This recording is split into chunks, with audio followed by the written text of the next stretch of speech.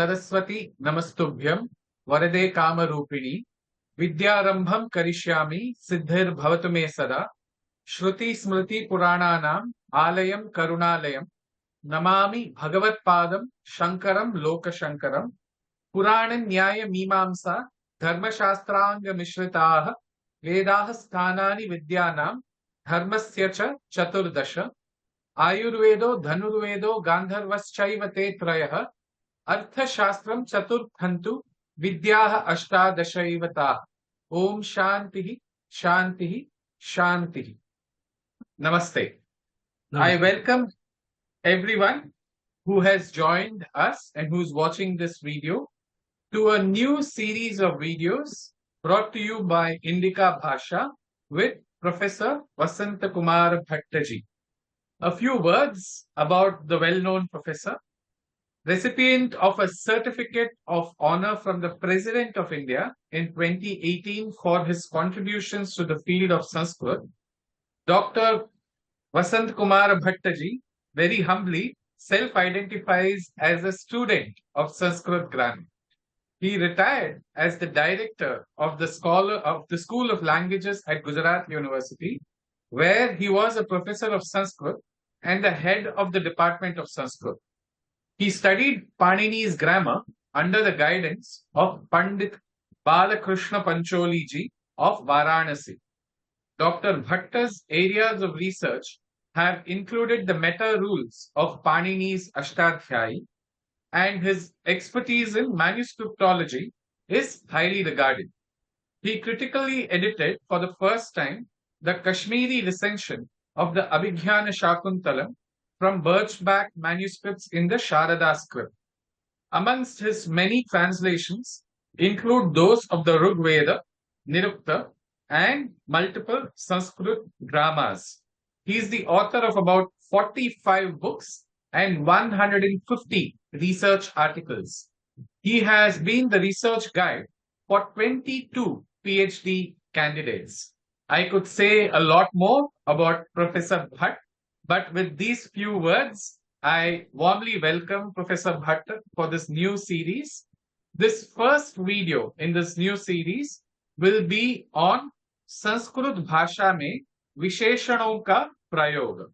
In other words, in English, it means the use of adjectives in Sanskrit Bhasha.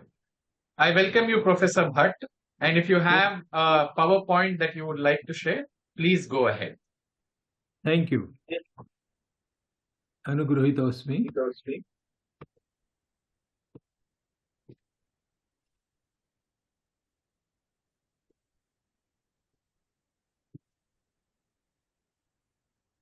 मैं उसको full screen पर ले लेता हूं।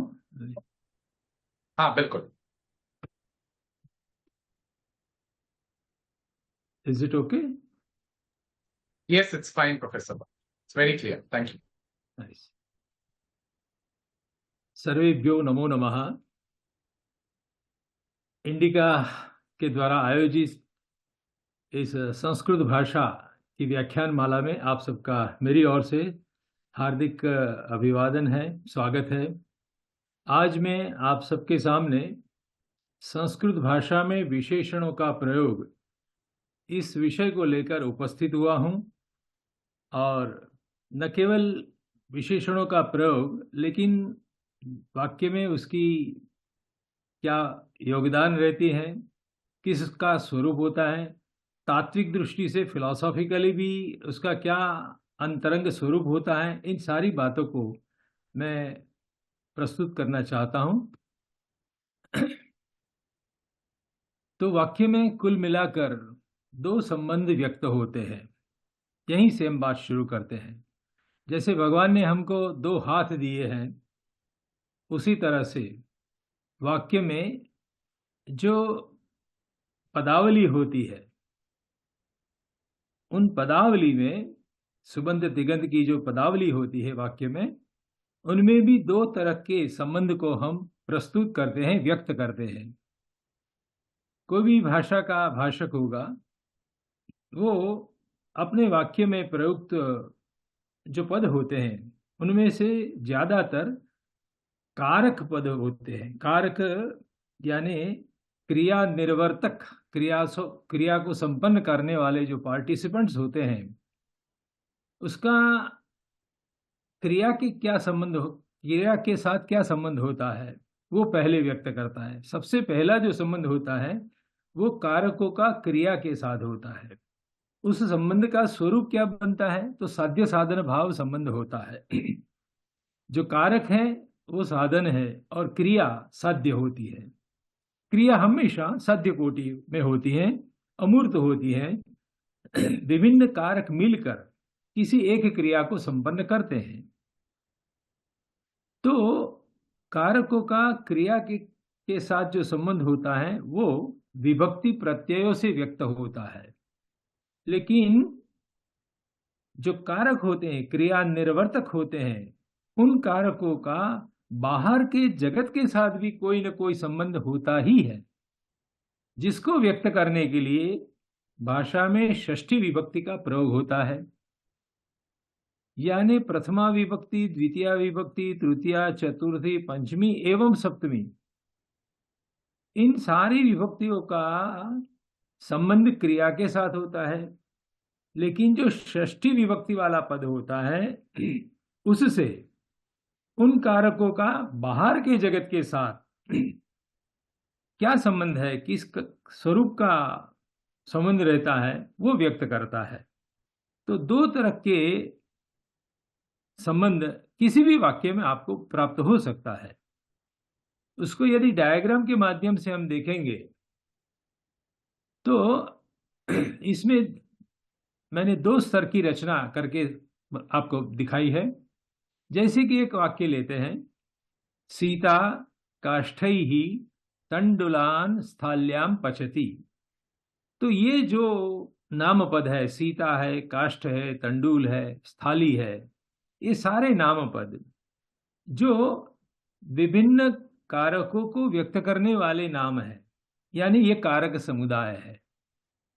चार कारक, चार क्रिया निर्वर्तक व्यक्ति मिलकर पचन क्रिया को संपन्न करते हैं। पच विकृतिकरण, जो हार्ड चावल होता है उसको सॉफ्ट कर देता है।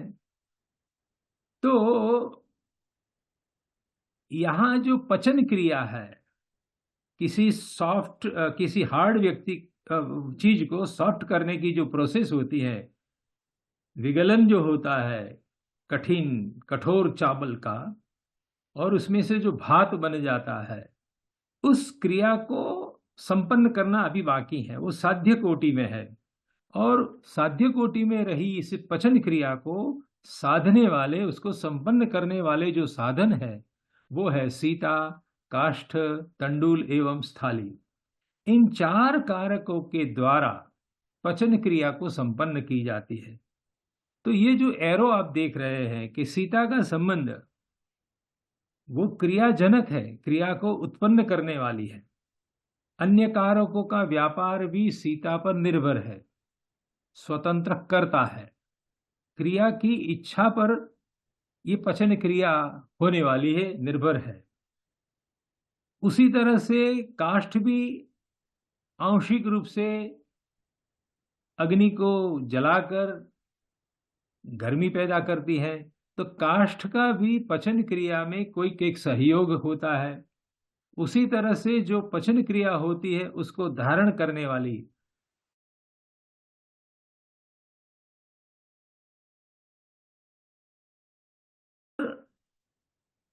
ये चावल को धारण करने वाली स्थाली होती है, कोई बर्तन होता है, कुकर होता है। तो इन चारों कारकों ने मिलकर पचन क्रिया को संपन्न की है। तो यहां पर पचती क्रिया से व्यक्त होने वाली जो क्रिया है, उस क्रिया एक साइड पर है, दूसरी ओर कारक समुदाय है। दोनों के बीच में क्रिया कारक भाव संबंध है। अब इन्हीं वाक्य को जरा हम दूसरे स्तर पर ले जाते हैं कि षष्ठी विभक्ति का फंक्शन क्या है वाक्य में। तो कारकों का बाहरी जगत के साथ जो संबंध होता है, उस संबंध को व्यक्त करने के लिए षष्ठी विभक्ति का प्रयोग होता है। जैसे कि लवः काष्ठैः तंडुलान पचति। ये सिंपल सेंटेंस हमने पहले लिया, केवल कारकों का प्रयोग और क्रियापद का प्रयोग, जो यहां पर व्हाइट फॉन्ट में दिखाया है। लवः काष्ठैः तंडुलान पचति। अब उस लव का पचन क्रिया के साथ एक हाथ बंधा हुआ है, लेकिन लव का एक दूसरा हाथ बाहर के जगत के साथ भी है। भी लव किसका पुत्र है? तो रामस्य लवः, यानी लव का एक दूसरा हाथ बाहरी जगत के उनके पिता के साथ भी जुड़ा हुआ है, वो जन्य जनक भाव संबंध है। उसी तरह से जो काष्ठ है, वो काष्ठ भी पचन क्रिया में सहयोग दे रहा है, तो वो वहां क्रियाकारक भाव संबंध से जुड़ा है। लेकिन काष्ठ किसके हैं? तो वृक्षस्य काष्ठैः तंडुलान पचति। वो काष्ठ किसी वृक्ष विशेष के हैं, तो काष्ठ का अंगांगी भाव संबंध होता है बाहर के जगत के साथ, कि फलाने वृक्ष की लकड़ी काट कर लाई गई है, सुखाई गई है, और उसके द्वारा वो पचन क्रिया हो रही है। तो काष्ठ का एक हाथ, कारक का एक हाथ बाहरी जगत के साथ जुड़ा है, जिसको व्यक्त करने के लिए षष्ठी विभक्ति वाला पद आया, वृक्षस्य काष्ठैः।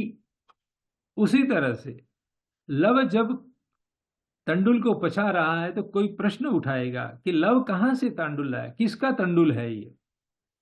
तो वाल्मीकि तंडुलान पचति, अपने गुरु वाल्मीकि के आश्रम के तंडुल को पचा रहा है। तो उस तंडुल का एक हाथ पचन क्रिया के साथ है, वो फल का आश्रय बनने वाला है। जो विक्लिप्तीकरण होने वाला है, विगलन क्रिया होने वाली है, वो तंडुल पर होने वाली है। विगलन रूपी जो फल होता है, वो फल को वो धारण करता है। लेकिन वही तंडुल बाहरी जगत के साथ किसके हैं? तो स्वस्वामी भाव संबंध से वाल्मीकि के साथ जुड़े हुए हैं। अतः वाल्मीकि शब्द को षष्ठी विभक्ति लगाई जाती है। तो अब वाक्य बनेगा, रामस्य लवः वृक्षस्य काष्ठैः वाल्मीकेः तंडुलान पचति। तो इस तरह से आप देखिए, कारकों का सीधा संबंध होता है क्रियापद के साथ, लेकिन उन्हीं कारकों का बाहर के जगत के साथ भी कोई न कोई संबंध है। उन संबंधों को व्यक्त करने के लिए षष्ठी विभक्ति का हम प्रयोग करते हैं। तो इस स्वरूप में वाक्य को पूर्ण रूप से हम सातों विभक्तियों के माध्यम से समझ सकते हैं कि सिंपल सेंटेंस का स्ट्रक्चर, जो उसका इनर स्ट्रक्चर होता है, वो इस स्वरूप का होता है, जिसमें दो तरह के संबंध व्यक्त किए जा रहे हैं। प्रथमा, द्वितीय, तृतीय, चतुर्थी, पंचमी और सप्तमी से क्रियाकारक भाव संबंध व्यक्त होता है।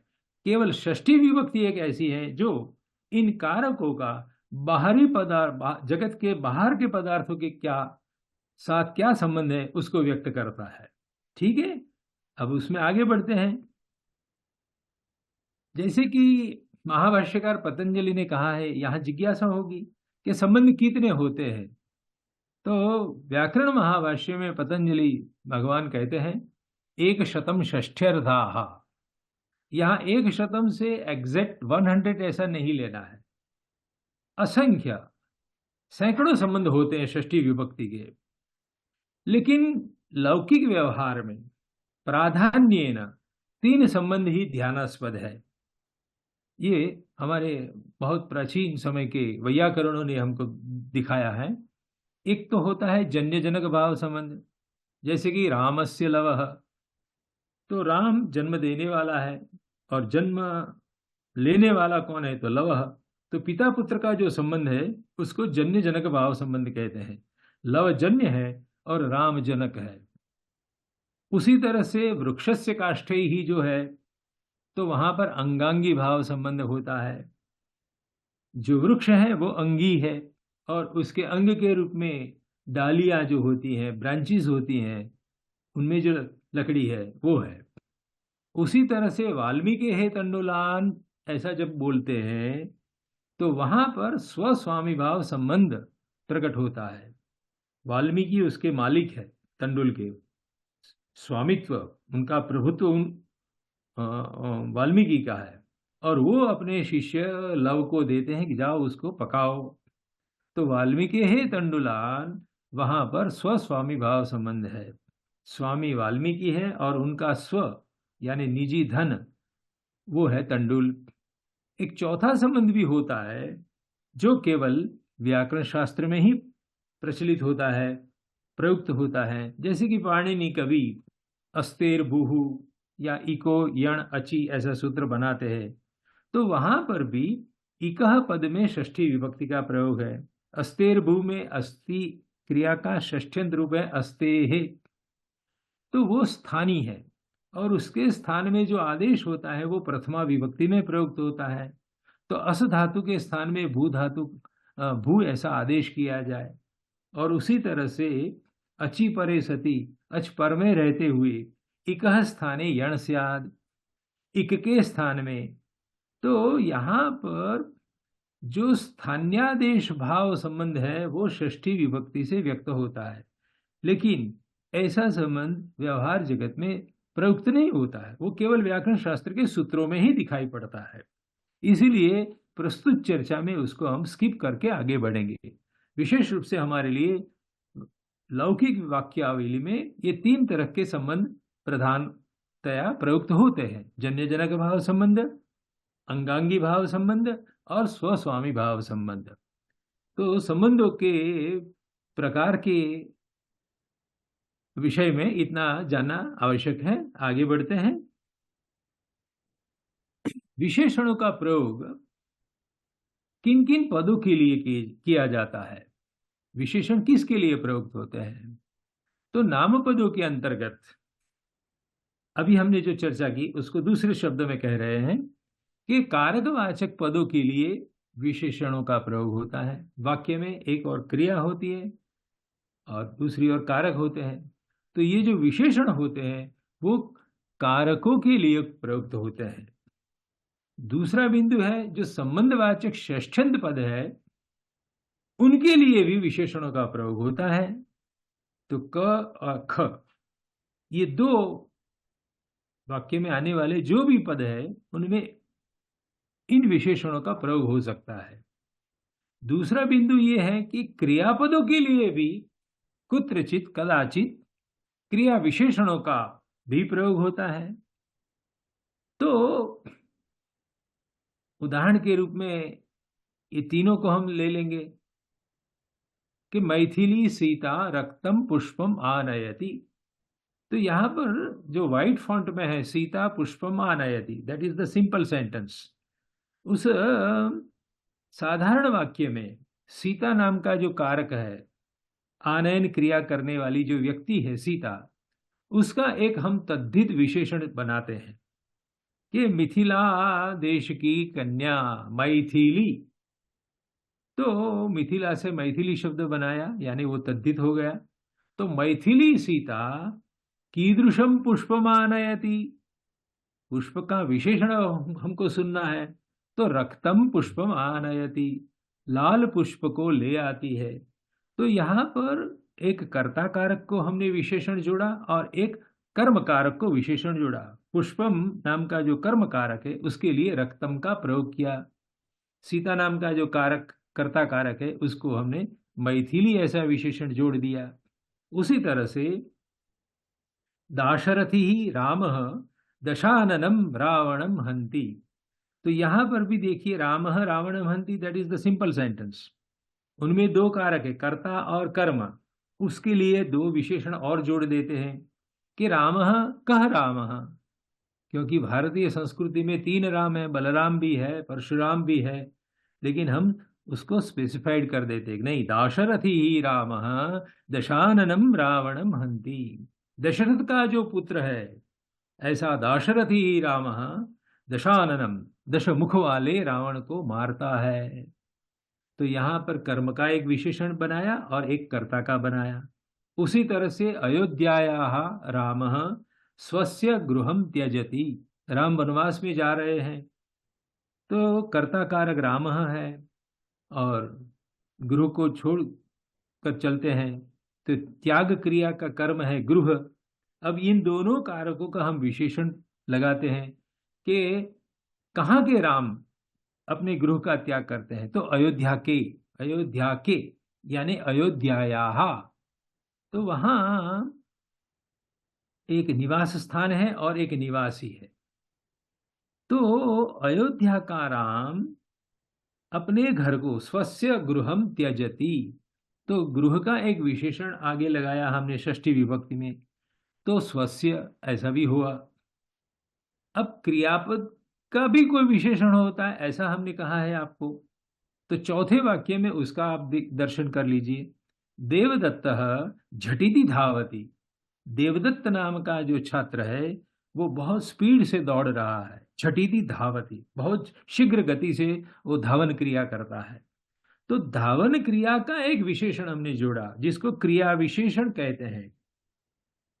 तो झटिति ऐसा जो अव्यय पद है वो धावती का विशेषण बन गया, क्रिया विशेषण बन गया।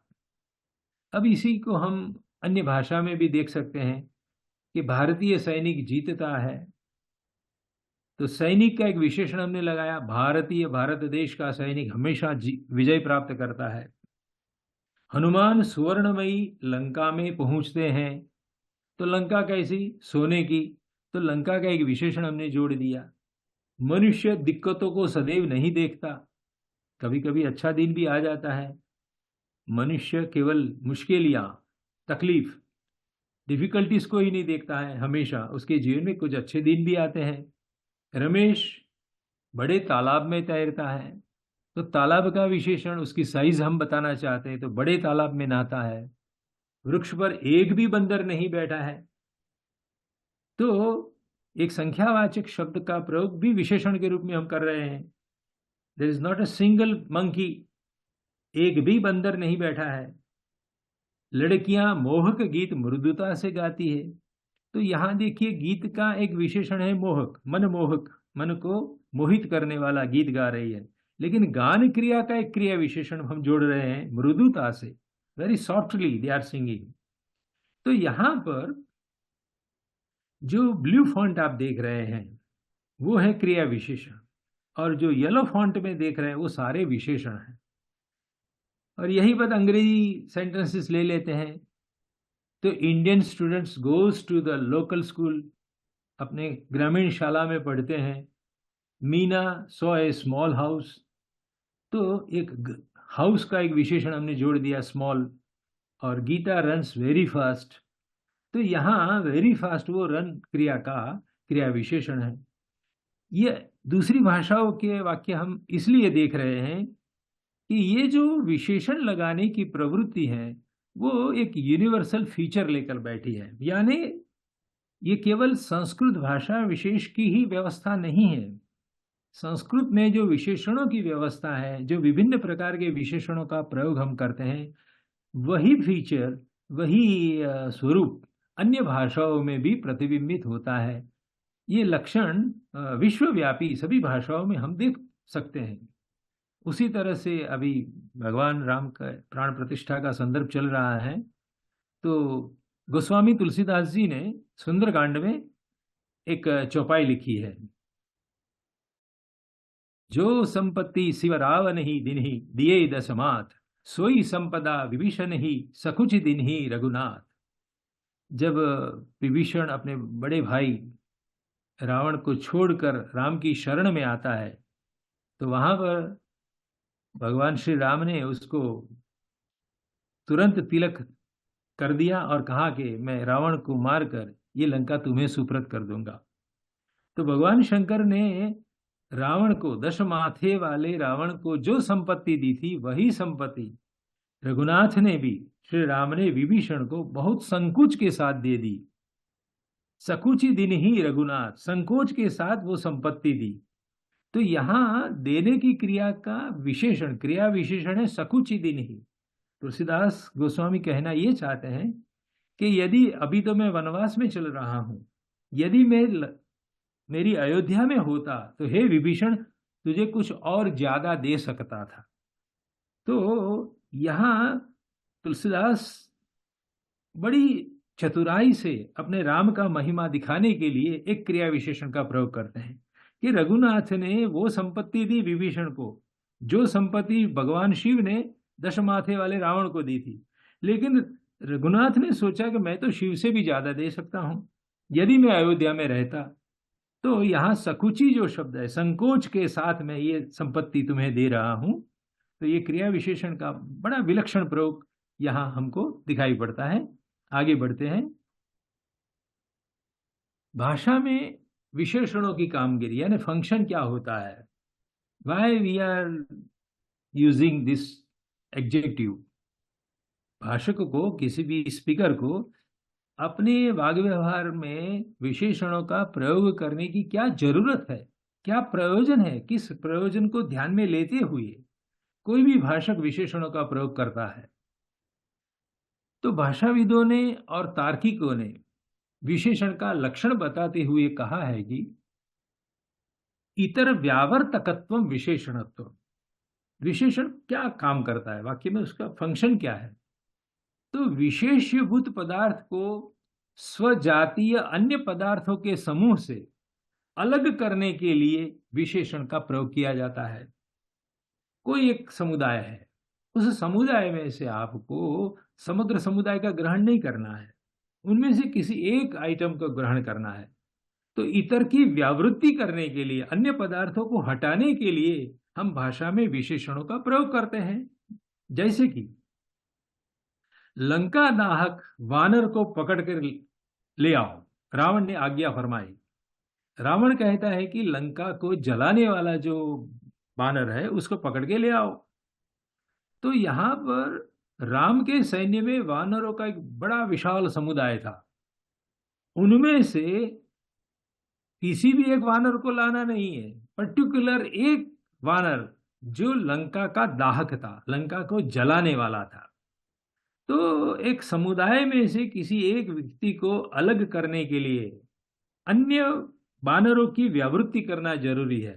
तो अन्य वानरों की व्यावृत्ति तब होगी कि जब हम वानर का एक विशेषण जोड़ देंगे। तो लंका दाहक वानर को पकड़ कर ले आओ। तो यहां लंका दाहक वो हनुमान जी पर ही लागू होता है, यानी अन्य वानर को हम हटा देंगे, उसको पकड़कर नहीं लाया जाएगा। तो इस विशेषण के द्वारा राम के सैन्य में जो भी हनुमान से भिन्न तद इतर वानर है, उन सब की व्यावृत्ति यानी निवृत्ति हो जाती है। ये विशेषण का पहला गुणधर्म है, ये उसका फंक्शन है, ये उसकी कामगिरी है। मान लीजिए किसी आचार्य ने बोल दिया कि कल से सभी कार्यालय में कर्मचारियों को श्वेत वस्त्रों में आना है। अब कर्मचारी जो स्टाफ मेंबर्स होंगे वो सोचेंगे कि मेरे घर में तो लाल बुशर्ट भी है, ग्रीन बुशर्ट भी है, येलो भी है, नीला वर्ण का भी वस्त्र है। तो उन सब की निवृत्ति हो जाती है जब वस्त्र के आगे श्वेत शब्द जोड़ा जाता है कि कल से व्हाइट ड्रेस में आना है। तो व्हाइट शब्द ये विशेषण का काम करता है। विशेषण क्या करता है? इतर व्यावृत्ति करता है। हमारी अलमीरा में तो तरह तरह के कलरिंग बुशर्ट हो सकते हैं, लेकिन श्वेत विशेषण ने क्या किया? अन्य बुशर्ट की व्यावृत्ति कर दी।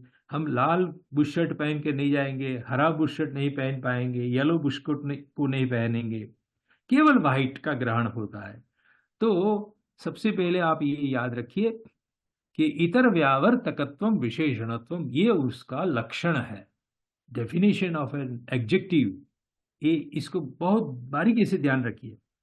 तो भाषा में जब मनुष्य बोलता है, वाग व्यवहार करता है, तो उसको अन्य पदार्थों की व्यावृत्ति करने की भी आवश्यकता रहती है, और अन्य पदार्थों की व्यावृत्ति करने के लिए विशेषणों का प्रयोग अनिवार्य हो जाता है सेंटेंस में। ठीक है, आगे बढ़ते हैं। तो विशेषणों के प्रयोग का क्या प्रयोजन होता है, उससे के द्वारा क्या फायदा होता है, क्या लाभ होगा विशेषणों का प्रयोग करने से। तो इतर व्यावृत्ति के उपरांत क्या होता है? तो सामान्य वाक्य जो होता है, जैसे कि राम लकड़ी से पतीली में चावल को पकाता है। यहाँ 4 नाम पद है और 5वां क्रियापद है। 5 पदों का ये सेंटेंस है, एक सामान्य वाक्य। राम लकड़ी से पतीली में चावल पकाता है। अब विशेषण सहित का जब वाक्य उसको बनाएंगे तो युवक राम, राम का एक विशेषण हमने जोड़ दिया, युवान राम, सूखी लकड़ियों से। तो लकड़ी कैसी? शुष्क लकड़ियां।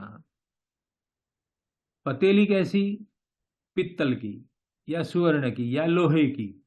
और कहाँ के चावल पकाता है? किस स्थान विशेष का? देहरादून के बासमती चोखा का पाक चल रहा है। तो आप देखिए, चार कारकों का चार विशेषण जोड़ेंगे तो 8 नाम पद हो जाएंगे। सामान्य वाक्य में 4 नाम पद था, लेकिन जैसे ही हमने उनमें आए हुए 4 कारकों का 4 विशेषण जोड़ दिया, तब वो उसमें 8 नाम पद हो गए। यानी एग्जेक्टिव जो होते हैं वो सेंटेंस को एक्सटेंड कर दे, वाक्य का विस्तार कर देता है।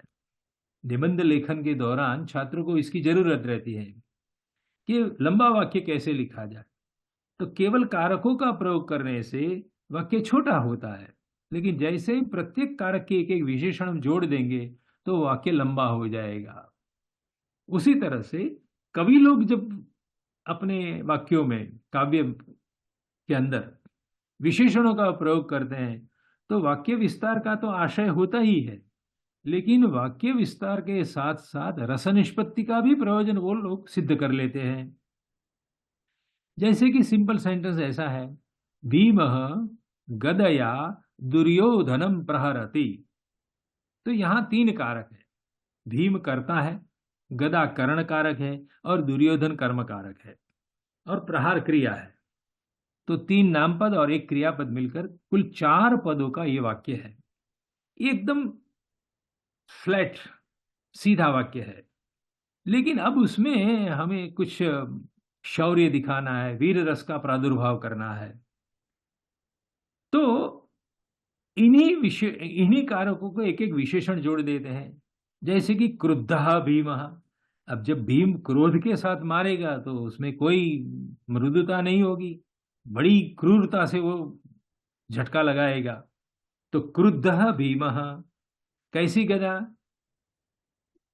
तो लोहमय्या, लोहे की गदा से, जो प्रचंड होती है, भारवती होती है। तो लोहे की गदा से, लोहमय्या गदया। और दुर्योधन को मारते तो दया क्यों नहीं आएगी हमको? क्योंकि वो आतताई है, दुष्ट है। और उसमें और रौनक कब आएगी? कौरवाधिपति, सारे कौरवों का वो अधिपति है, सब देखते रहे और मार खा रहा है वो। तो इन विशेषणों के द्वारा जो प्रहार क्रिया के साथ जुड़ा हुआ वीर रस है, उसका प्रादुर्भाव होता है। क्रुद्धः भीमः लोहमय्या गदया आततायिनम दुष्टम कौरवाधिपतिम दुर्योधनम प्रहरति। तो वाक्य का विस्तार तो हुआ ही हुआ, लेकिन उसके साथ साथ जो एक पोएटिक ब्यूटी क्रिएट होती है, वो भी विशेषण का एक प्रयोजन है उसके प्रयोग करने के लिए, जिसका प्रयोग हमारे कवि लोग करते हैं। और उसमें बड़े सार्थक, सटीक, एप्रोप्रिएट एडजेक्टिव लगा देते हैं। तो इस तरह से मान लीजिए कि इसी वाक्य में हम ऐसे जोड़ देते हैं कि भाई धृतराष्ट्र का पुत्र ऐसे दुर्योधन को मारते हैं, तो धृतराष्ट्र का पुत्र कहने से कोई उसमें फायदा नहीं होगा। या ज्येष्ठ पुत्रम दुर्योधनम, तो उसमें कोई फायदा नहीं होगा। वो किसी भी क्रम का पुत्र हो सके, लेकिन जब दुष्ट दुर्योधन कहेंगे तो उसमें बात में कुछ रंग आ जाएगा। तो इस तरह से विशेषणों से वाक्य विस्तार होता है, रस निष्पत्ति में सहायक होते हैं। लेकिन रस निष्पत्ति में तभी सहायक हो पाएंगे जब हम एप्रोप्रिएट, मोस्ट एप्रोप्रिएट विशेषणों का प्रयोग करेंगे, तब उसको एकदम सार्थक, सटीक, ससंदर्भ विशेषणों का प्रयोग होना चाहिए। तो बाणभट्ट की जो कादंबरी है उनमें से एक उदाहरण लीजिए।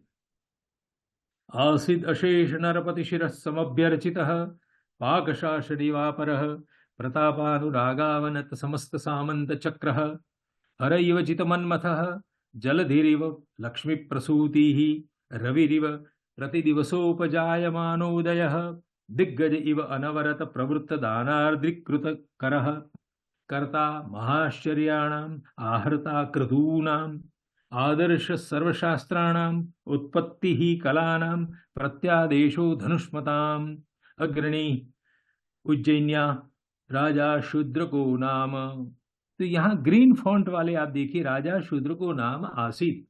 शूद्रक नाम का एक राजा था। सिंपल सेंटेंस तो केवल 4 पद का ही बना हुआ है कि भाई शूद्रक नाम का एक राजा था। लेकिन शूद्रक कैसा, तो शूद्र के सारे विशेषणों की लंबी लाइन लगा दी एक बड़ी श्रेणी में। ये तो मैंने कुछ कम लिखे हैं यहाँ पर, मूल कादंबरी लंबा वाक्य है। तो ये शूद्र कैसा था? हर इव जित मन्म था, जिसने कामदेव को शंकर भगवान की तरह जीत लिया था, यानी जो जितेंद्रिय था। प्रति दिवसोपजायमान उदय, प्रत्येक दिवस प्रतिदिन उसका उदय आगे बढ़ता जा रहा था। कर्ता महाआश्चर्याणाम, एक से एक बढ़कर महाआश्चर्य को, महापराक्रम को संपन्न करने वाला था। तो आप देखिए कि शूद्रक की जो गुण संपदा है, उसका जो ऐश्वर्य है, उसको प्रकट करने के लिए सारे विशेषणों का प्रयोग है। उत्पत्ति ही कला नाम, वो साक्षात कलाओं की उत्पत्ति का स्थान था। प्रत्यादेशो धनुष्मदाम, धनुर्धारियों का वो प्रत्यादेश था, सबको मार गिराने वाला था। अग्रणी ही उज्जैन्या, उज्जैनी का अग्रगण्य था। आदर्श सर्वशास्त्राणाम, सभी शास्त्रों का वो दर्पण था। तो इस रूप में शूद्रक का गुण महिमा, उसका महिमा गान करने के लिए बाणभट्ट ने लंबे लंबे विशेषणों का प्रयोग किया है। तो अब देखिए, गद्य भी विशेषणों के साथ जब अवतरित होता है तो वो काव्य का स्वरूप धारण करता है, इसीलिए गद्य काव्य हम बोलते हैं कादंबरी को। केवल इतना ही होता कि आसिद शूद्र को नाम राजा, तो वो केवल एक स्टोरी हो जाती। लेकिन वो काव्य का स्वरूप कब धारण करता है? जब विशेषणों की एक हार माला लग जाती है, एक लंबी श्रेणी हमारे सामने प्रस्तुत होती है। आगे बढ़ते हैं। उसी तरह से महाश्वेता का जब वर्णन होता है, तो महाश्वेता तो व्यक्ति विशेष का नाम है। उसी शब्द भी अपना अर्थ तो कह ही रहे हैं कि मोस्ट ब्यूटीफुल, या अत्यंत धवल वर्ण वाली कन्या थी वो। लेकिन बाणभट्ट ने द्वितीयांत पदों की एक लंबी हार माला दे दी है, ताकि अपने वाचक को वो जो श्वेत वर्ण है वो कैसा कैसा था उसका अनुभव कराना चाहता है। हम कितना भी बोल दे कि भी मोदक मधुर होता है, गुड़ मधुर होता है, लेकिन मधुरता का हम अनुभव नहीं करवा सकते, वो तो स्वयं को खाना पड़ता है। लेकिन हमारे कवि लोग जो होते हैं, वो ऐसे चमत्कृत करने वाले विशेषणों का प्रयोग करते हैं कि इन विशेषणों से हमारे सामने महाश्वेता नाम की कन्या की जो धवलिमा है, जो उसका श्वेतत्व है, वो एकदम साफ हो जाता है। दक्षिणाम मूर्तिमाश्रित्य अभिमुखीम आसीनाम धवलयंतीम कैलासगिरीम। अब देखिए, कैलाश पर्वत पर जहां बर्फ से आच्छादित है, हिम से आच्छादित है कैलाशगिरी, तो कहते हैं कि नहीं, उस कैलाश पर्वत के सामने बैठी हुई ये कन्या आसीनाम, सामने जो बैठी है महाश्वेता, उस महाश्वेता की महाश्वेता के श्वेतत्व से कैलाशगिरी अपने आप को धवलता ग्रहण कर रहा था। तो महाश्वेता से निकल रही धवलिमा, उस धवलिमा से कैलाश स्वयं धवल हो रहा था। अति धवल प्रभा परिगत देह तया स्फटिक गुहगतामिव धर्म हृदयादिव विनिर्गताम शंखादिव उत्कीर्णाम। अब शंख का जो व्हाइट कलर होता है, उसमें से उसको उकेरी गई थी, उत्कीर्ण की गई थी। मुक्ता फलाद इव आकृष्टाम, मोती में से उसको बाहर खींच के निकाली हो ऐसी लगती थी, तो मोती सफेद होती है। अब तरह तरह के दुनिया भर में जितने भी स्थान है, जितने पदार्थ है, जहां जहां भगवान ने थोड़ी थोड़ी श्वेतता धवलिमा विकीर्ण करके रखी है, उन सारी विकीर्णताओं को एकत्र विशेषणों की श्रृंखला में बांधकर बाणभट्ट ये महसूस कराना चाहते हैं कि महाश्वेता में क्यों बोल रहा हूं। मृणालेरिव विरचितावयाम, कमल दंडी को तोड़ते हैं तो उसमें से मृणाल तंतु निकलते हैं, विष तंतु निकलते हैं जो श्वेत होते हैं। उसमें से उसका देह बनाया गया था, उसके सभी अवयव बनाए गए थे। दंत दलैरिव घटिताम, दांतों का चूर्ण बना के उसका शरीर का निर्माण किया गया था। इंदु कर कुर्चकैरिव क्षालिताम, चंद्रमा के किरणों से उसका प्रक्षालन हुआ था, उसके शरीर को धोया गया था। अमृत फैन पिंडेरिव पांडरिक कृताम, उसके शरीर की जो पांडुता थी, वो मान लीजिए कि अमृत का जो फैन होता है, फीण होता है, उसको पिंडीकृत करके उसका शरीर बनाया गया है, इत्यादि इत्यादि करके एक लंबी हारमाला के बाद वो अंत में बाणभट्ट वाक्य समाप्त करते हैं कि एतादृशाम महाश्वेताम नाम कन्यकाम चंद्रापीड ददर्श। तो ये वाक्य में जो उसका प्रयोजन है विशेषणों को प्रयुक्त करने का, वो प्रयोजन स्पष्ट है कि अदृष्ट पदार्थ का एक साक्षात्कार कराने के लिए, जिसको मैं रसनिष्पत्ति के आशय से ऐसा भी बोल चुका हूं, तो रसनिष्पत्ति का भी आशय है और अननोन चीज को नोन बनाने के लिए, अप्रगट को अव्यक्त को व्यक्त करने के लिए इन सारे विशेषणों का कवि लोग प्रयोग करते रहते हैं। ये संस्कृत भाषा की जो महत्ता है, वो महत्ता ऐसी है कि अनसीन को सीन कैसे बनाया जाए। तो विशेषणों का इस तरह का प्रयोग हमारे कवियों ने सोच रखा है और उसका उत्कृष्ट उदाहरण बाणभट्ट की कादंबरी में हमको मिल रहा है। अब थोड़ा ग्रामेटिकल ऑपरेशन करते हैं कि विशेषणों का तात्विक भेद दो तरह का होता है।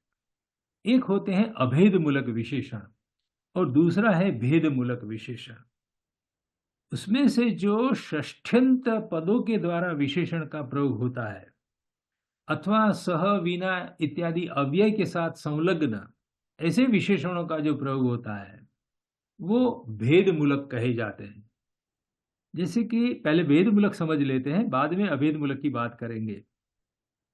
जैसे कि कालिदासस्य धनम चौरेण अपहृतम, कालिदास का धन चोर लोग उठाकर ले गए। तो कस्य धनम चौरेण अपहृतम तर्हि उच्यते कालिदासस्य, कालिदास नाम के व्यक्ति के घर में चोरी हो गई और कालिदास का धन उठा के चोर ले गए। तो यहां स्वस्वामी भाव संबंधी व्यक्त होता है। अपहरण क्रिया का कर्म है धनम, तो कर्म का अब एक बाहरी जगत के साथ जो संबंध है, जो षष्ठी विभक्ति से व्यक्त किया है कि धन किसका था, तो कालिदास नाम के व्यक्ति का। भले कालिदास अमेरिका में गया हो, अमेरिका में बैठे हुए किसी व्यक्ति का धन, इंडिया में उनका घर था, वहां से कोई उठा के ले गए, तो उस धन का बाहर के जगत के साथ एक संबंध था, कालिदास नाम के व्यक्ति का वो धन था। तो उसके लिए वहां षष्ठी विभक्ति का प्रयोग किया कि कालिदासस्य धनम चौरेण अपहृतम। तो यहां धन और कालिदास में भेद है, दोनों विच्छिन्न पदार्थ है, भिन्न भिन्न पदार्थ है। कालिदास नाम का व्यक्ति अलग है और उसकी मालिकी का धन भिन्न पदार्थ है। तो ये षष्ठी विभक्ति से व्यक्त किया गया विशेषण वो भेद मूलक विशेषण कहा जाता है। उसी तरह से छात्राणाम पुस्तकानि तत्र स्थापितानि वर्तन्ते, छात्रों के पुस्तकों को वहां रखे गए हैं, वहां स्थापित किए हैं।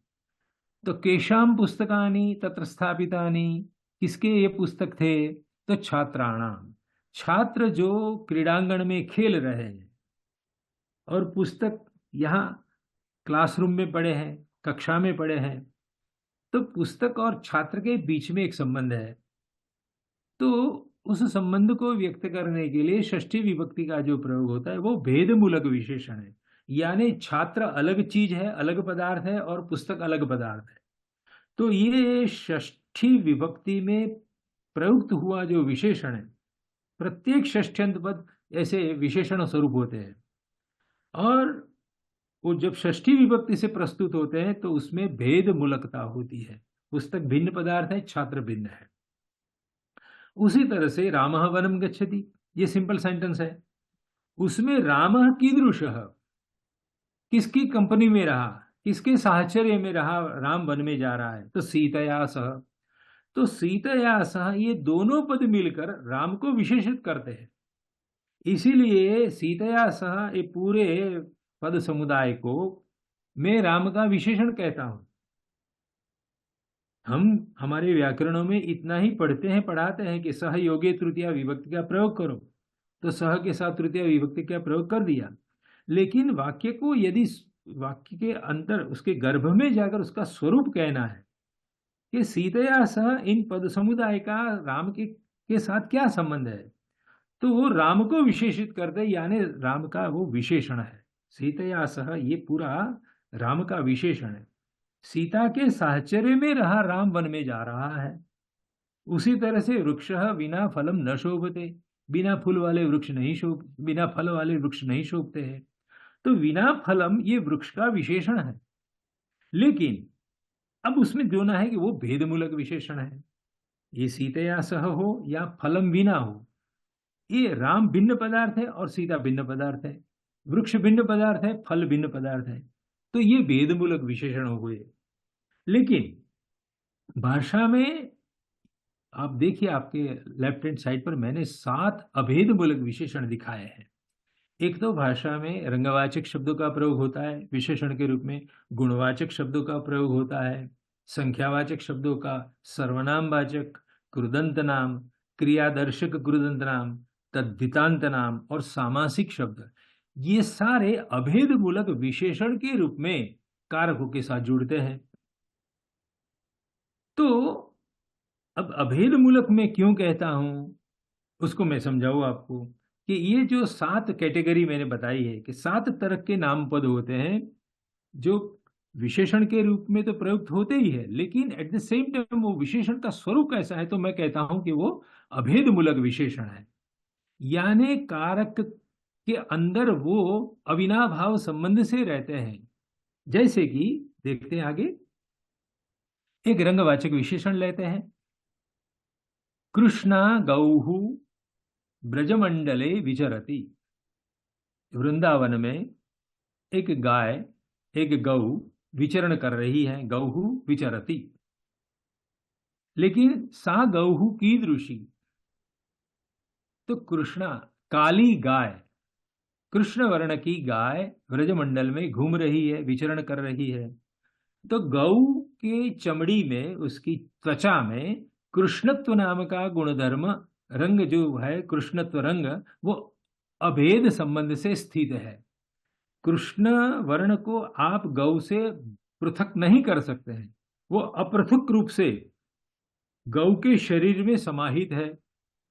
इसीलिए उसको हम रंगवाचक अभेद मूलक विशेषण कहेंगे। कृष्णा गौः ब्रजमंडले विचरति।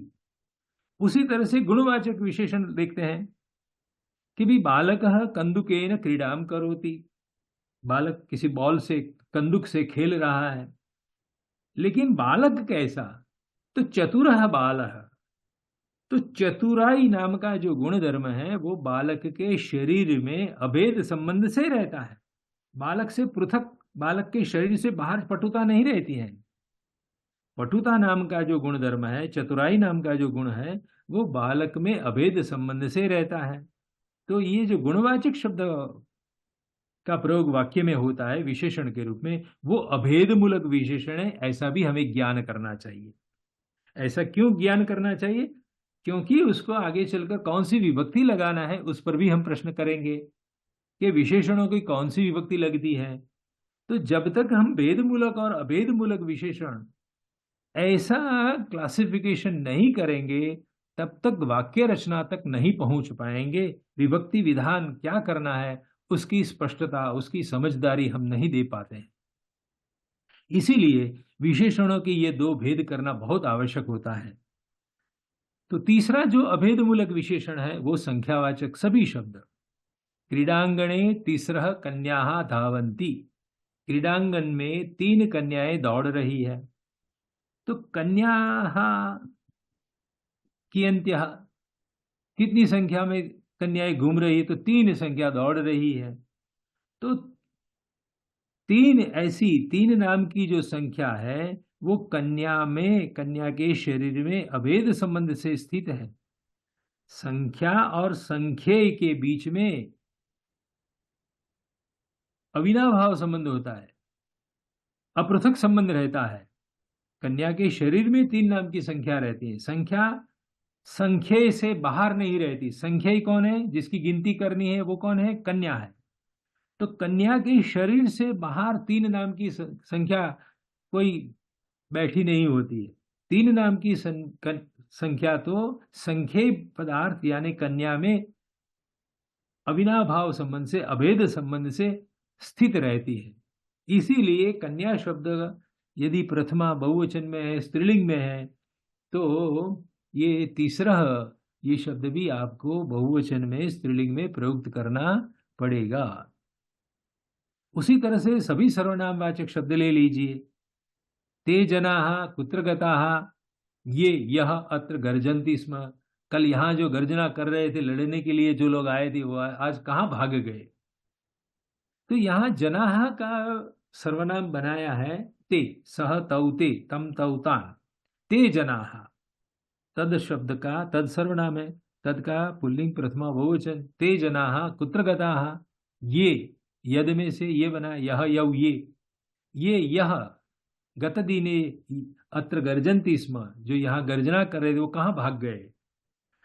तो ये यद तद ऐसे जो सर्वनाम है वो भी कारकों के अभेद मूलक विशेषण होते हैं, यानी सर्वनामत्व जन में से बाहर नहीं रहता, वो जन के शरीर में स्थित रहता है।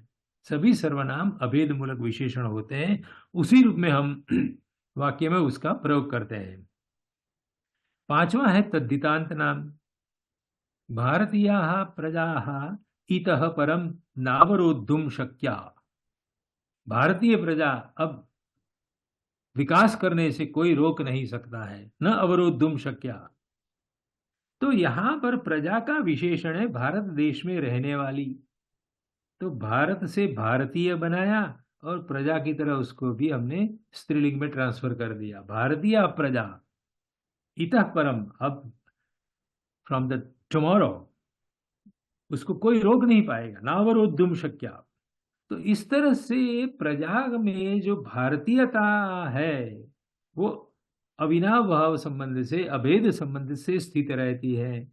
तो ये विशेषण भी जो तद्धितांत नाम होते हैं वो भी अभेद मूलक विशेषण होते हैं। हमारे वहां तद्धित की प्रक्रिया पढ़ाई जाती है, तद्धित के इतने इतने प्रत्यय, तद्धित के ये अर्थ होते हैं, लेकिन तद्धितांत जो नाम होता है वो वाक्य में किस रूप में प्रवेश करता है वो कोई नहीं बताता है।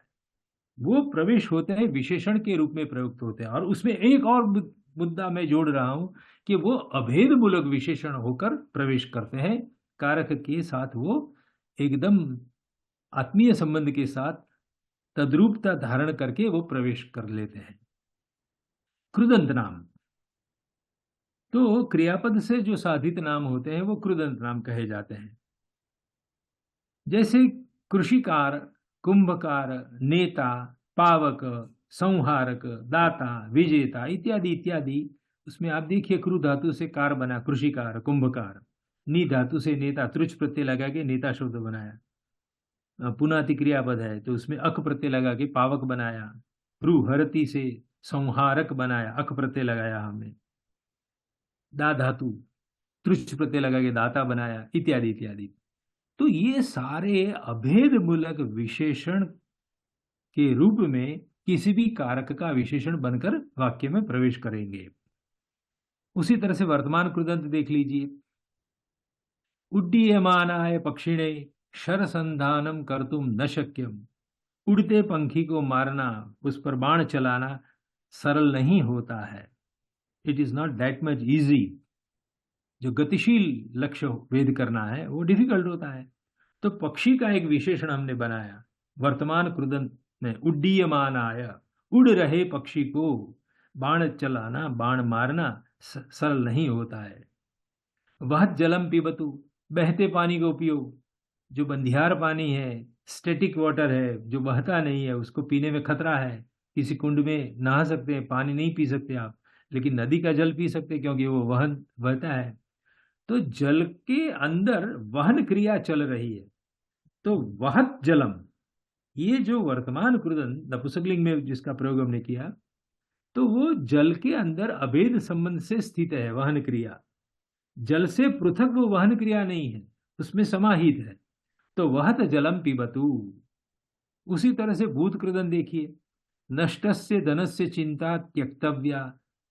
पैसा जेब से निकल गए, खर्च हो गया, चोर उठा के ले गया, कहीं रास्ते में गिर गया, तो उसकी चिंता मत करो। अब धन का विशेषण है नष्ट, नष्ट धातु का ये कर्मणि भूत कृदंत लगाया हमने। तो नष्टस्य धनस्य, जिसका नाश हो गया है ऐसा धन उसकी चिंता न करना, उसको छोड़ देना। तो यहाँ धन का जो विशेषण हमने लगाया है भूत कृदंत, वो अभेद मूलक विशेषण के रूप में प्रयुक्त किया है।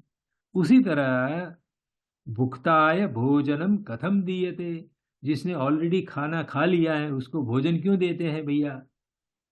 तो भुक्त जनाय भोजनम कथम दीयते, तो यहाँ जनाय ये विशेष्य है और उसका विशेषण है भुक्ताय, जिसने भोजन कर लिया है ऐसे व्यक्ति को क्यों भोजन दे रहे हैं? तो जन कैसा, व्यक्ति कैसा, उसका विशेषण है भुक्त। जो भुक्त भोगी है, जिसने खाना खा लिया है, उसको भोजन मत दो। तो ये भी भुक्ताय, ये जन का अभेद मूलक विशेषण है। उसी तरह से भविष्यत कृदंत विदेशम गमिष्यमाणाय जनाय कथयतु स्वदेशम मां विस्मर, विदेश जाने वाले व्यक्ति को कह दो कि अपने देश को, अपनी मातृभूमि को न भूले। स्वदेशम मां विस्मर, तो यहाँ कीदृशाय जनाय कथयतु, तो जन का विशेषण है गमिष्यमाणाय, जो कल एरोप्लेन में बैठ के अमेरिका जा रहा है उसको कह दो कि मातृभूमि को न भूले। तो गमिष्यमाणाय वो भविष्यत कृदंत है, लेकिन वो जन का विशेषण है और वो जन से अपृथक रूप से जाने वाला व्यक्ति जो है, गमन क्रिया करने वाला, कल जाने वाला है, तो वो अभेद संबंध से जन में स्थित रहता है। तो ये तीन तरह के कृदंत ऐसे हैं, वो भी अभेद मूलक विशेषण के रूप में प्रयुक्त होते हैं। उसी तरह से सामासिक शब्द, यथा जनक नंदिनी सीता रामाय स्पृहयति तमाम, जनक की पुत्री सीता राम को अतिशय स्नेह करती है, उसकी अतिशय स्पृहा करती है। तो सीता का जो विशेषण है जनक की पुत्री होना, तो उसकी पैतृक पहचान वो सीता के शरीर में रहती है, सीता से पृथक बाहर नहीं रहती है। इसीलिए सीता का जो स्त्रीलिंग एक वचन है, वही लिंग वचन विभक्ति उसके विशेषण को लागू की जाती है। जनक नंदिनी, तो सीता के समान उसका विधान होता है, उसी रूप में वो वाक्य में प्रवेश करता है। उसी तरह से गो ब्राह्मण प्रतिपालक, समस्त सामंत चक्र चूड़ामणि, समग्र भूमंडल मंडन, महाराजा धीराज इत्यादि इत्यादि इत्यादि विशेषण लंबे लंबे समास बनाते हैं हम लोग, जिसमें तत्पुरुष गर्भित बहुव्रीहि इत्यादि का प्रयोग करते हैं हम। एक मुख्य समास के अंतर्गत जब हम विग्रह करेंगे तो अव्ययी भाव समास भी हो सकता है, तत्पुरुष इत्यादि भी हो सकता है। तो ऐसे अनेक विभिन्न समासों से गर्भित ऐसा समास जो बनाते हैं हम, वो सारे विशेषण के रूप में, कारकों के विशेषण के रूप में, कारकों के अभेद मूलक विशेषणों के रूप में वाक्य में प्रवेश करते हैं। तो ये दिस आर द वेराइटीज जिसको ध्यान रखना चाहिए। अब सर्वनाम वाचक शब्दों का विशेषणत्व कैसे, ये प्रश्न होगा। अभी हमने बोला कि सभी सर्वनाम वाचक शब्द यत् तद एतद इदम अदस, ये सारे अभेदमूलक विशेषण है। तो उस पर महाभाष्य में टीकाकार कैयट लिखते हैं कि उद्दिश्यमान प्रतिनिर्दिश्यमानयोर एकत्वम आपादयन्ति सर्वनामानि पर्यायेण तल्लिंगम उपाददते इति कामचारः। जैसे कि यह अयोध्यावासी रामः अस्ति स वनं गच्छति, तो यहाँ रामः अस्ति जो राम है, तो यद पद से जिस व्यक्ति का निर्देश, यह वो उद्देश्य है और सह प्रतिनिर्देश्य है। जो अयोध्या में रहने वाला राम है वह वन में जाता है, कोई इतर व्यक्ति, कोई दूसरा राम नहीं, परशुराम नहीं जा रहे हैं, बलराम नहीं जा रहे हैं। जो अयोध्या में रहने वाला राम है वह वन में जाता है। तो यहां ये सर्वनाम राम का अभेद मूलक विशेषण हुआ और सह भी राम का ही अभेद मूलक विशेषण हुआ। उसी तरह से या मैथिली जानकी सीता अस्ति सापि रामम अनुसरति, तो अब देखिए जो सीता स्त्रीलिंग है उसके लिए सर्वनाम का प्रयोग किया, तो या का प्रयोग हमने किया, जो उद्देश्य है अब वो उद्दिष्ट सीता को प्रतिनिर्देश के उसका क्या हो रहा है, तो सापी रामम अनुसरती, वो सीता भी राम का अनुसरण कर दी, यानी वो भी वन में जा रही है। तो यहाँ यद और तद दोनों से सीता ही कही जा रही है, यानी वो सीता के अभेद मूलक विशेषण है। सीता के अंदर ही यत तत्व है और तत्तत्व है। यत पुष्पम उद्याने वर्तते तत्प्रभो पूजा कर्मणि विनियुज्यते। जो पुष्प बगीचे में, उद्यान में विकसित हुए हैं, वो प्रभु के पूजा कर्म में प्रयुक्त होने वाले हैं, उसका विनियोग होने वाला है। तो यहाँ जो विशेष्य है पुष्पम, वो नपुंसकलिंग है, एक वचन है, तो उसका जो सर्वनाम है वो भी यत नपुंसकलिंग में जाएगा। तो आप देखिए, वो अभेद मूलक विशेषण होने के कारण जो विशेष्य दल में पुल्लिंग राम है, तो उसके स्वरूप उसका भी प्रयोग पुल्लिंग में हुआ। जो सीता उद्देश्य पद है, स्त्रीलिंग में है, तो उसका सर्वनाम भी स्त्रीलिंग में ट्रांसफर हो गया, या और सा। उसी तरह से पुष्प है, तो उसका विशेषण के रूप में आया हुआ सर्वनाम यत, वो भी नपुंसकलिंग में चला गया।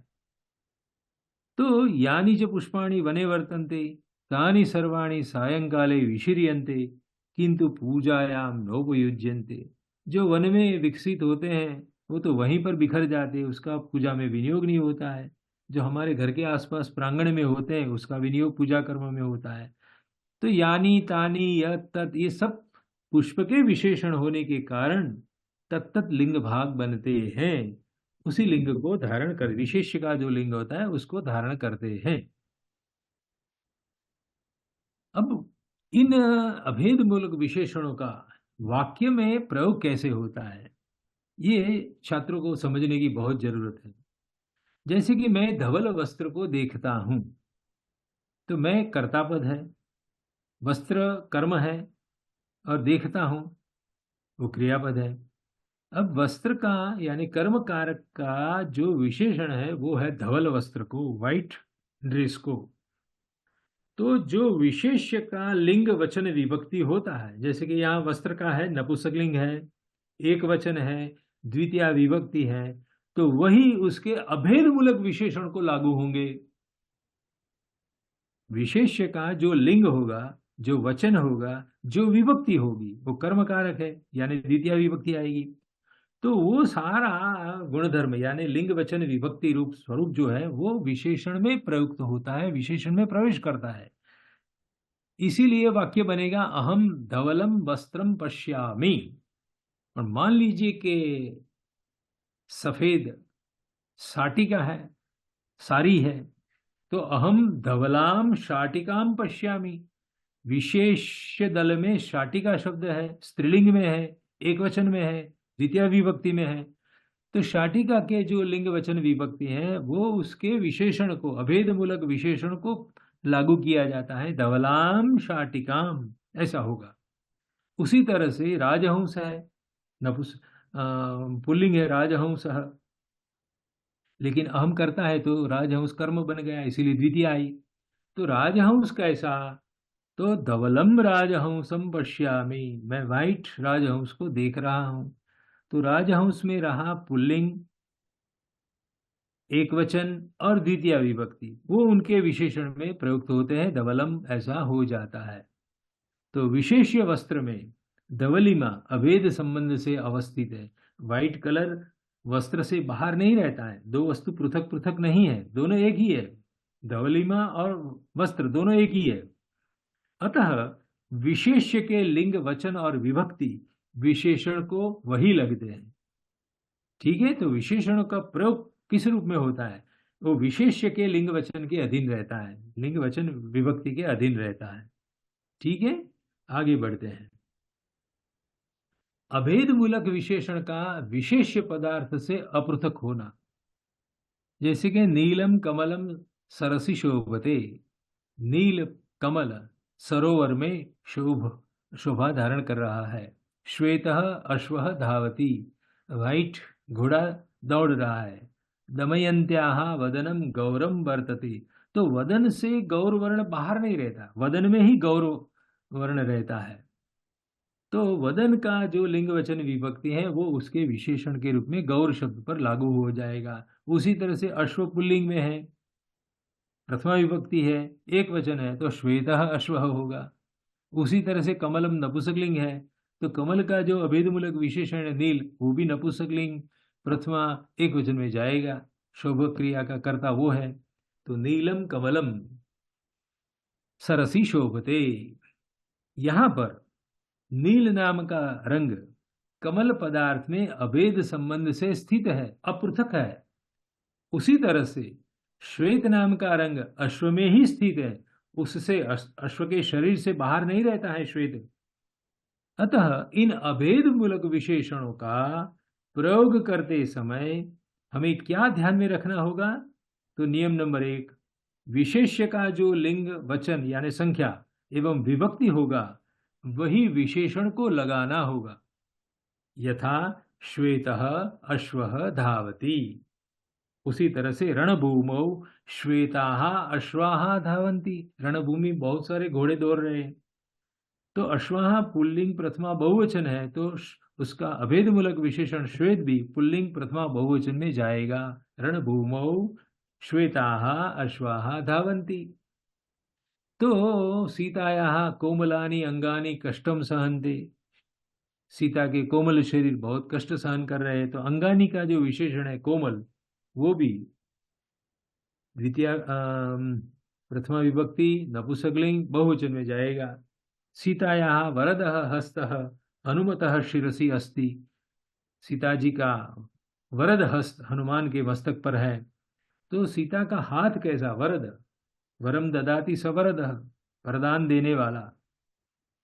तो हस्त शब्द पुल्लिंग में है, उसका अभेदमूलक विशेषण वरद है, तो वो भी पुल्लिंग में प्रथमा में एक वचन में जाएगा। उसी तरह से बड़ा लंबा वाक्य ले लेते हैं। क्रुद्धः भीमः पुष्टाभ्याम हस्ताभ्याम लोहमय्या गदया दुष्टस्य दुर्योधनस्य विशालायाम जंगायाम भूयो भूयः प्रहरति।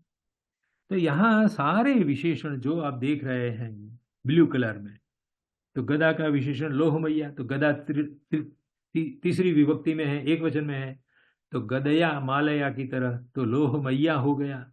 भीमः पुल्लिंग प्रथमा एक वचन है, तो उसका विशेषण क्रुद्धः हो गया। उसी तरह से विशाल जंगा पर मारता है, तो जंगा कैसी? विशाल, तो जंगा स्त्रीलिंग एक वचन सप्तमी विभक्ति, तो जंगायाम जैसे सप्तमी एक वचन स्त्रीलिंग है, उसी तरह से विशाल विशेषण भी, क्योंकि विशालता जंगा में रहती है, अभेद संबंध से रहती है, तो विशालायाम जंगायाम भूयो भूयः प्रहरति, भूयो भूयः अव्यय है और वो प्रहरति क्रिया का क्रिया विशेषण है। तो उसमें से नियम क्या बना? यल्लिंगम यदवचनम या च विभक्तिर्विशेषस्य तल्लिंगम तद्वचनम सैव विभक्तिर्विशेषणस्यापि। जो लिंग, जो वचन, जो विभक्ति विशेष्य की होती है, वही लिंग, वही वचन और वही विभक्ति विशेषण को भी लागू होती है। तो इस तरह से वाक्य में उसका प्रयोग आप समझ सकेंगे। आगे बढ़ते हैं। अब एक छोटी सी एक शंका का समाधान करना जरूरी है।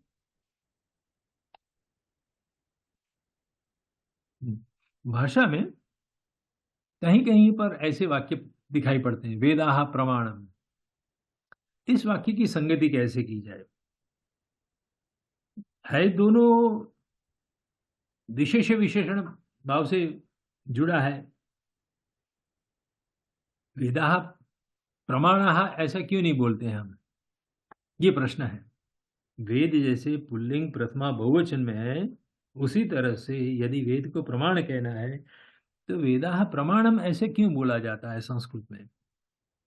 तो व्याकरण की दृष्टि से भाषा में कुछ शब्द ऐसे हैं कि जिसका लिंग कभी बदलता नहीं है। फॉर एग्जाम्पल प्रमाण, प्रमाण शब्द नित्य नपुंसकलिंग ही रहेगा। वेदाः प्रमाणाः नहीं बोल सकते हम, वेदाः प्रमाणम ही बोलना पड़ेगा आपको। चारों वेद मिलकर एक प्रमाण बनता है, इसीलिए वेदाः प्रमाणम उसी रूप में हम बोल सकेंगे, वही साधु वाक्य बनेगा। तो यह शब्द नित्य नपुंसकलिंग में ही प्रयुक्त होता है। ये अनादिकाल से संस्कृत भाषा में ऐसा ही प्रयोग होता रहता है। अतः वेदाः के लिए प्रयुक्त होने वाला यह प्रमाणम शब्द तो वेदाः विशेषवाचक शब्द की तरह पुल्लिंग बहुवचन में परिणत नहीं होगा, होता नहीं है। अतः हमको एक नियम के रूप में, अपवाद के रूप में या कहिए वेदाः प्रमाणम ऐसा ही बोलना पड़ेगा। तो ऐसे अन्य प्रयोग भी भाषा में आपको मिल जाएंगे। आगे बढ़ते हैं। अभेदमूलक विशेषण की व्याकरणिक कोटि क्या है, ग्रामेटिकल कैटेगरी क्या होती है। तो पाणिनि ने विशेषणों के लिए क्या कहा है, एकदम अब शास्त्र में भी थोड़ा हम एक दृष्टिपात कर लेते हैं कि पाणिनि ने विशेषणों के प्रयोग के बारे में अष्टादेवी क्या सूत्र बनाया है, वो क्या कहते हैं।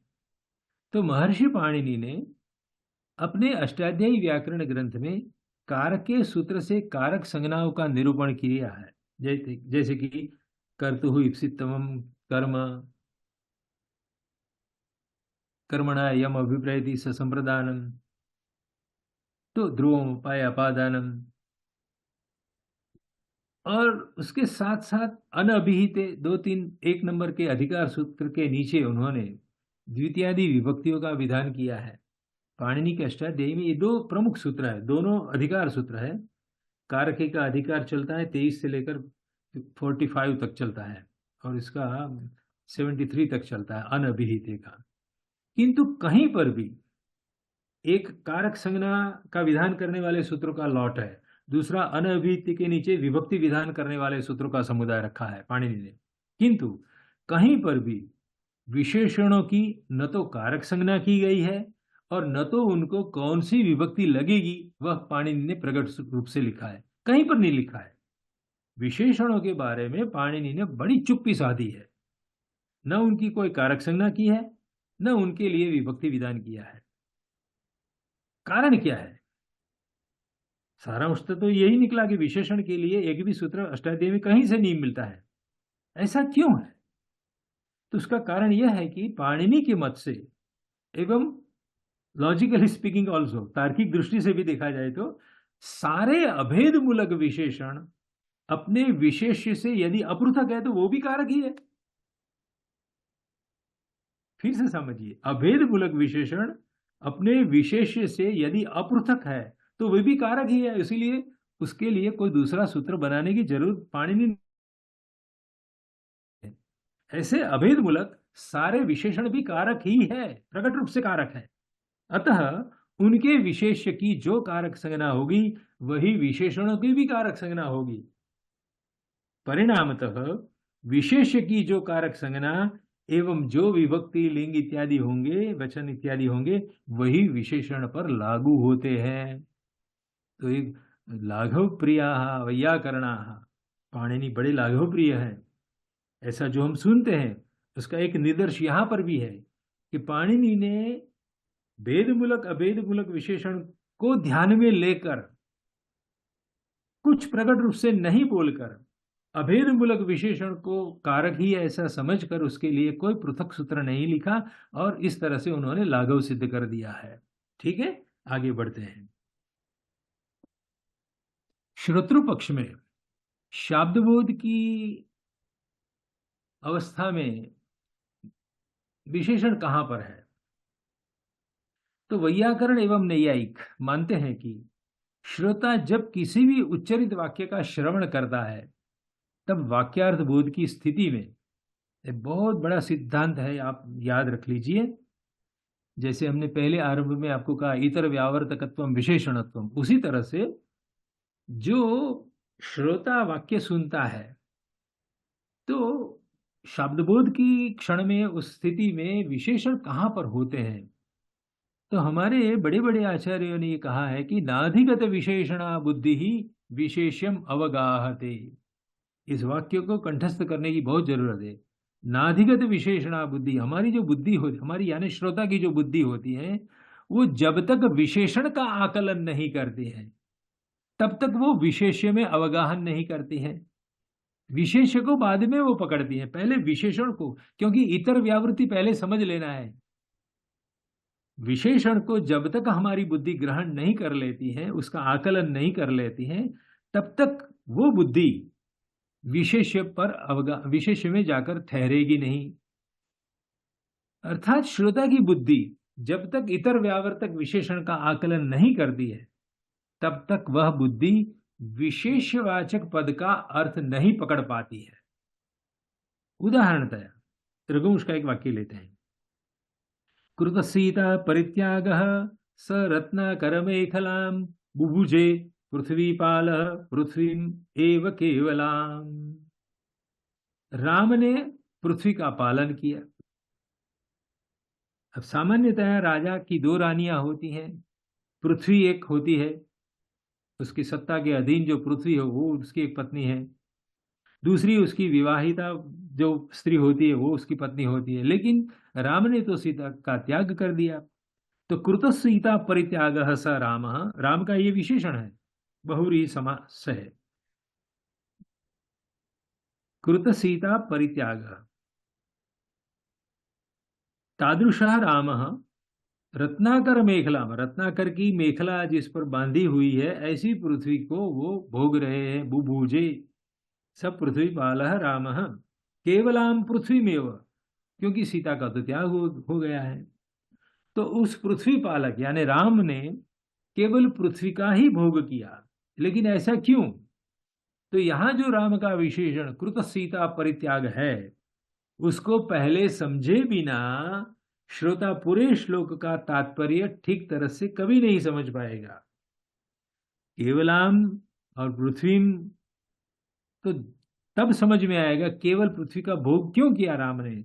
जब हम कृत सीता परित्याग राम का विशेषण नहीं समझेंगे, तब तक इस श्लोक का अर्थ नहीं निकल पाएगा। मान लीजिए कि कृत सीता परित्याग को ड्रॉप कर देते हैं, इस श्लोक में से कुछ और शब्द रख देते हैं, तो स राम रत्नाकर मेखलाम पृथ्वी बुभुजे, ये नहीं समझेंगे हम। इसीलिए विशेषण को जब तक हमारी बुद्धि नहीं पकड़ेगी, नाधिगत विशेषणा बुद्धि विशेष्यम अवगाहते, राम को डिफाइन करने के लिए पहले कृत सीता परित्याग को समझ ही लेना पड़ेगा। Then and then only you will be able to conclude. वाक्यार्थ तभी निकाल पाएंगे जब राम को पहले समझ लेंगे। राम कैसा है, कृत सीता परित्याग, बाद में पूरा श्लोक समझ में आ जाएगा। तो ये जो वाक्यार्थ निकालने की गर्भित रूप से, अकथित रूप से, अप्रगट रूप से, अव्यक्त रूप से हमारे मन में प्रोसेस होती है, अर्थ निकालने की जो प्रक्रिया होती है, उस प्रक्रिया का स्वरूप कहने वाला ये सिद्धांत है कि नाधिगत विशेषणा बुद्धि ही विशेष्यम अवगाहते। विशेषण को बिना समझे आप वाक्यार्थ नहीं पकड़ पाएंगे। ओके, आगे बढ़ते हैं। विशेषणवाचक शब्द का वाक्य में पदक्रम कहां पर रहता है, ये भी एक इंटरेस्टिंग प्रश्न है। जो संस्कृत भाषा को ठीक तरह से समझना चाहते हैं, उसके लिए उसके पदक्रम पर भी, वर्ड ऑर्डर पर भी चिंतन करना चाहिए। विशेषण को समझे बिना विशेषवाचक पद का अर्थबोध नहीं होता है। इस पूर्वोक्त नियम के अनुसार वाक्य में विशेषण पद का प्रयोग किस क्रम में किया जाता है, तो विशेषण को प्राथम्य देकर ही उत्तरवर्ती क्रम में विशेष्य को रखना होगा। जैसे कि हाथ में तीक्ष्ण त्रिशूल को लेकर महिषासुर मर्दिनी दुर्गा असुर सेना के सामने दौड़ रही है, तो यहां पर सिंपल सेंटेंस इतना ही है, हाथ में त्रिशूल को लेकर दुर्गा सेना के सामने दौड़ रही है। लेकिन त्रिशूल का विशेषण कैसा, तो तीक्ष्ण त्रिशूल। दुर्गा कैसी, महिषासुर को मारने वाली। सेना कैसी, असुरों की सेना। तो यहां प्रथम विशेषण, तत्पश्चात द्वितीय क्रमांक पर विशेष्य को रखा जाता है। यह नियम सर्वत्र दिखा जाता है। यह वैश्विक नियम है, यूनिवर्सल लॉ है, किसी भी भाषा पर लागू होगा।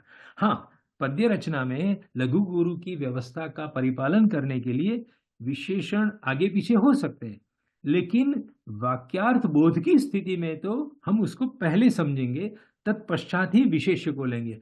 इसी के आधार पर अन्वय का क्रम निश्चित होता है। श्लोक में पद आगे पीछे हो सकते हैं, लेकिन अन्वय की स्थिति में तो विशेषण को आपको पहले ही रखना होगा।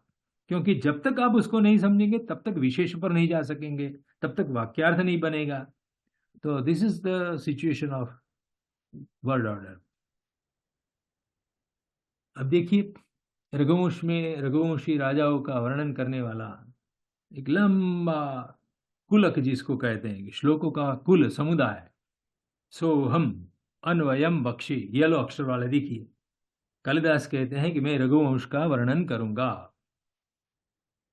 अब ये रघुनाम अन्वयम बख्शी, रघुनाम जो है अन्वय यानी वंश, रघुनाम वंशम बख्शी वर्णयिष्यामि। तो ये षष्ठी बहुवचन में आया हुआ रघु शब्द विशेष्य है, लेकिन उनके विशेषण अगले पूरे श्लोक समुदाय में पड़े हैं। आजन्म शुद्धानाम, आफलोदय कर्मणाम, असमुद्र क्षितीशानाम, आनाकरथवर्त्मनाम, यथा वीधि हुताग्नीनाम, यथा कामार्चितार्थिनाम, यथा अपराध दंडानाम, यथा काल सब के सब पद देखिए षष्ठी बहुवचन में है।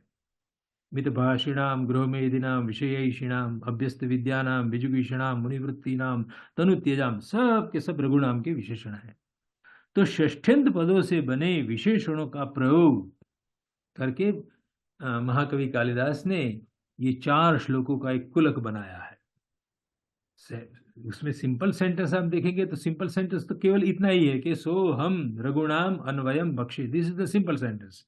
लेकिन उस वाक्य का विस्तार करके षष्ठ्यंत पदों की जो झड़ी बरसा दी है यहाँ पर, क्योंकि रघु की गुणशालिता, गुण वैभव दिखाने के लिए ये सारे विशेषण का प्रयोग करना बहुत जरूरी है कि आ जन्म शुद्धा नाम है, आ फलोदय कर्म नाम है, इत्यादि इत्यादि इत्यादि। तो दिस इज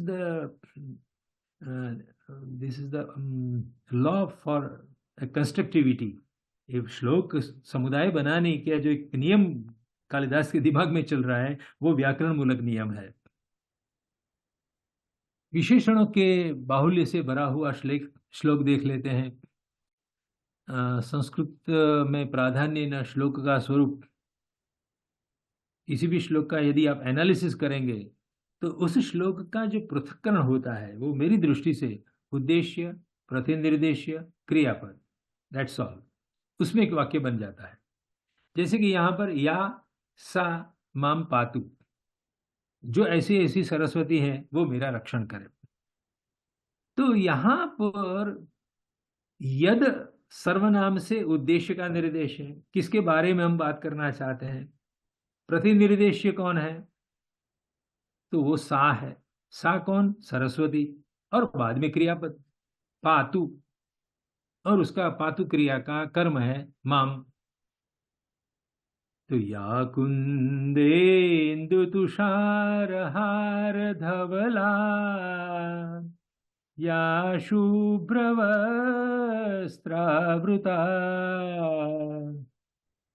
या वीणावरदण्डमण्डितकरा, या श्वेतपद्मासना, या ब्रह्माच्युत शंकर प्रभृतिभिर्देवैः सदा पूजिता, सा मां पातु सरस्वती भगवती निःशेषजाड्यापहा। इस श्लोक में 7 विशेषणों का प्रयोग है। या कुंदेन्दु तुषारहार धवला, शुभ्र वस्त्रावृता, वीणा वरदंड मंडितकरा, श्वेत पद्मासना, ब्रह्माच्युत शंकर प्रभृतिभिः देवैः सदा पूजिता, भगवती निःशेष जाड्यापहा, तादृशी सा सरस्वती मां पातु। तो सिंपल सेंटेंस तो प्रत्येक श्लोक में बहुत छोटा होता है, कर्ता, कर्म, क्रियापद, दैट्स ऑल। बाकी सारा प्रपंच वो 8 या 9 प्रकार के जो मैंने अभेद मूलक विशेषण आपको बताए, उन विशेषणों से भरा हुआ श्लोक होता है। 4 पंक्ति के या 19 अक्षर वाले शार्दुल विक्रीडित हो या श्रद्धा 21 अक्षर वाला लंबा लंबा श्लोक हो, उससे घबराने की जरूरत नहीं होती है। उसका यदि आप उनमें से विशेषण को चिमटे से पकड़ बाहर निकाल लेंगे तो सिंपल सेंटेंस तो बहुत छोटा है। तो संस्कृत भाषा इस रूप में समझने में बहुत आसानी हो जाती है। ठीक है, आगे बढ़ते हैं। उसी तरह से देखिए हमारे कवियों ने क्या क्या अपनी चतुराई दिखाई है। केवल विशेषणों से भी श्लोक बनाते हैं, स्तुतियां बनाते हैं। भजे व्रजैक मंडनम समस्त पाप खंडनम स्वभक्त चित्तरंजनम सदैव नंदनंदनम सुपिच्छ गुच्छ मस्तकम सुनाद वेणु हस्तकम ह्यनंग रंग सागरम नमामि कृष्ण नागरम। भजे और नमामि दो क्रियापद, बाकी सब कृष्ण के विशेषण। तो ये हमारे वहाँ अद्भुत एक व्यवस्था है कि इनमें क्रिया के कर्ता अहम का अध्यार रखा है और कर्मवाचक विशेष्य का भी अभाव है, और कर्मवाचक के रूप में केवल श्री कृष्ण के विशेषण सन्निविष्ट यहाँ पर किए गए हैं। तो ये स्तोत्र विधा भी आप समझ सकते हैं इस रूप में। आगे बढ़ते हैं। तो विशेषणवाचक जो शब्द है तो वो विशेषण होते हुए कभी विशेष्य में कन्वर्ट कब हो जाती है, ये भी एक जटिल प्रश्न मैं खड़ा कर रहा हूं कि देखने में विशेषण है लेकिन वो विशेषण भी विशेष्य बन जाता है। कौन से सिचुएशन में ऐसा होता है?